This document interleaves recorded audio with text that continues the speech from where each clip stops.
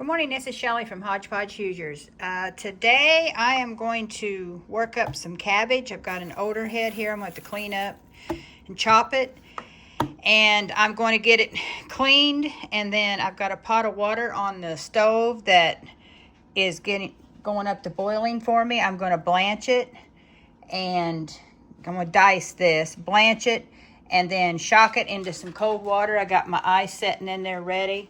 And then I've got a baking sheet here with parchment paper on it. I'll flash freeze it for a few hours, and then I'm going to vacuum seal it with my vacuum sealer. I'm going to do it this way instead of dehydrating it because I've been reading and it says that your vitamins stay in it a little longer if you freeze it versus dehydrating it. So I like it dehydrated too. It's great to just go grab it and put it in soups in the wintertime. But this here, I could just get a package out. We like fried cabbage. So I'm thinking it'd be nice to just do it both ways. So I'm going to get this all cleaned and diced up, and then I'll show you how I'm going to blanch it. You blanch for 2 minutes, and then you shock it in cold water, and you pat it dry and flash freeze it. It's self-explanatory, but I'll bring you along for it. Okay, I've got it all good and rinsed. My water's about to hit boil, so I'm getting ready to start blanching it. And then we'll get it into the flash freezing.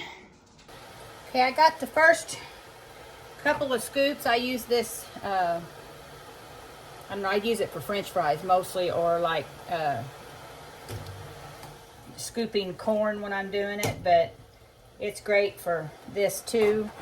I put like 3 scoops in this pot. I'm gonna let it get up to boil, and then it's gonna go 2 minutes, and then I'm gonna get it out, and I've got the ice water in the sink, and then we'll shock it, and then it'll get patted dry.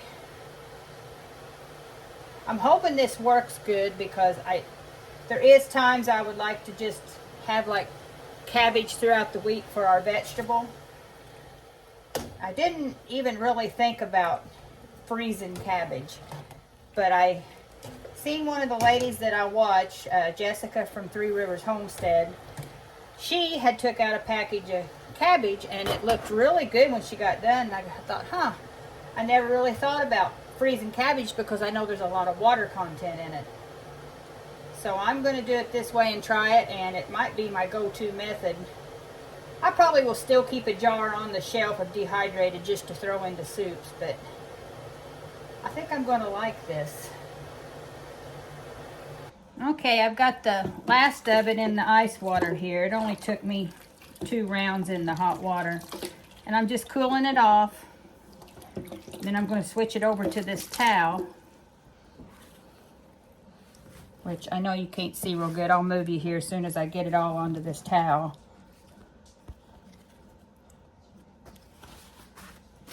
Just trying to get it good and cool.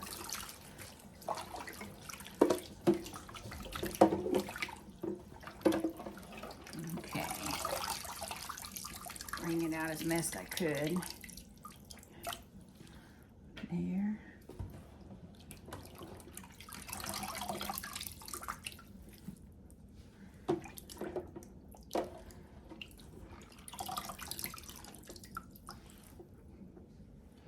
Now that didn't take long at all, blanching it. One thing else too that blanching does is if you can freeze it without blanching it. I did find that out because I had considered doing that. But if you don't blanch it, I think it said it would only last up to 2 months in the freezer, which I don't know if that means all the nutrients would just dissipate or what, but doing it this way, it goes 6 to 9 months, and I know we'll use it by then. It's just being my husband. We don't like cabbage real often, but we do really like cabbage, so I decided to blanch it just so I could get more time out of it in the freezer. All right, and I'm going to turn you around, and then I'll show you what it looks like on this towel. Okay, here it is on the towel. Now what I'm going to do is just flip it Now these are my scrap towels for the kitchen. They don't get like a lot of fabric softener or nothing in it because I know that I could be doing this. They are just washed and threw in the dryer. I don't put any liquid fabric softener in because I don't want that on here. Yeah, you just want to get it as dry as you can so there ain't a lot of that water that's going to get froze.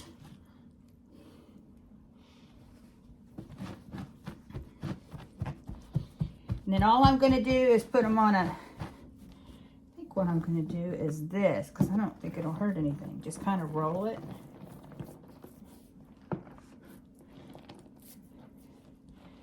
And then unroll it. Ooh, that got a lot of it. So I'm going to put this on that parchment paper and get it flash freezing so I can get it froze this afternoon. And I'll show you what it looks like. Okay, so I've got it all on here. It's really dried pretty well. I'm happy with that.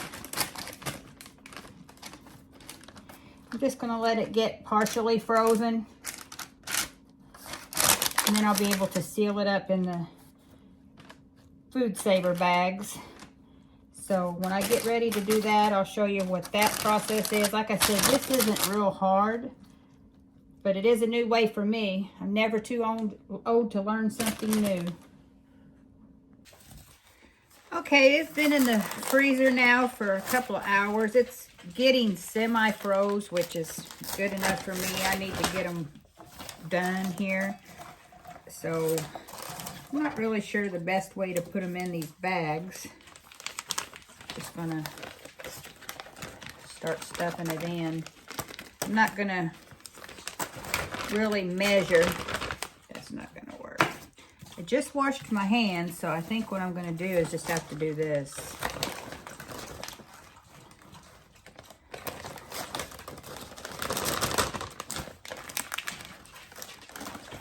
Since this cooks way down when you cook it, I made my bags pretty big. I know I only get a couple of bags. Okay, get my towel.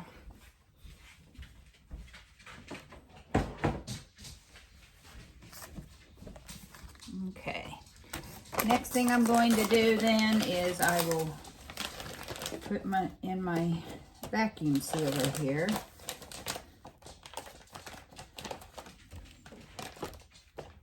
Lock it in.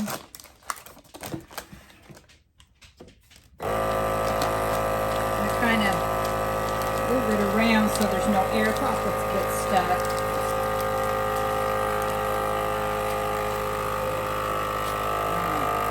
It feels good.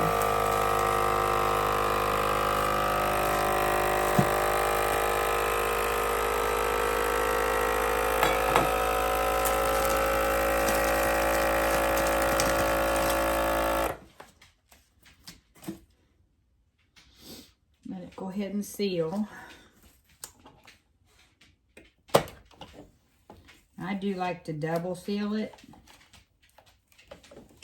since it's going to be in the freezer.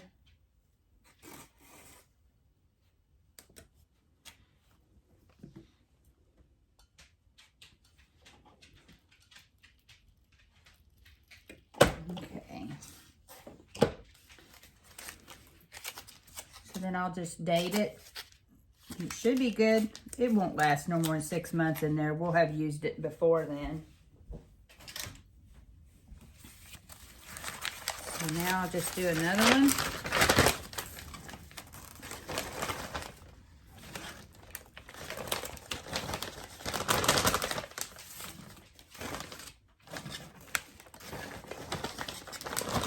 Yeah, I might have to, when Cabbage gets available at the farmer's market, I might have to just get me some more and do it this way.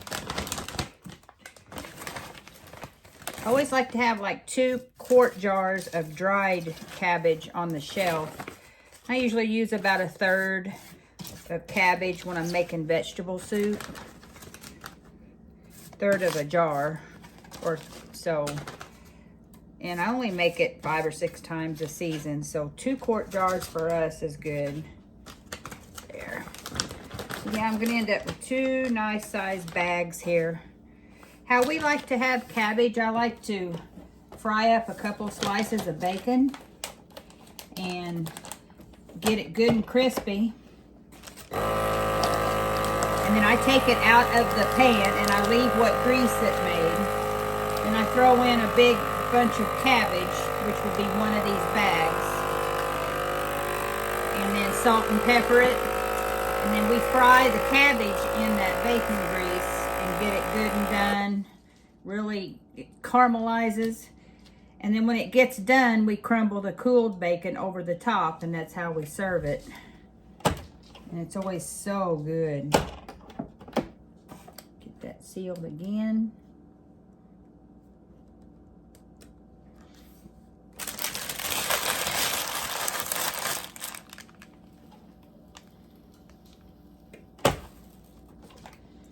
And there you have it. So I got 2 nice size sealed bags of cabbage to go in the freezer. And I'll probably wait a couple of weeks and I'll get one out and I'll fry it up and test it and see how it does before I do any more. But I'm thinking it's going to work okay. So this is Shelly from Hodgepodge Hoosiers. Until next time, bye for now.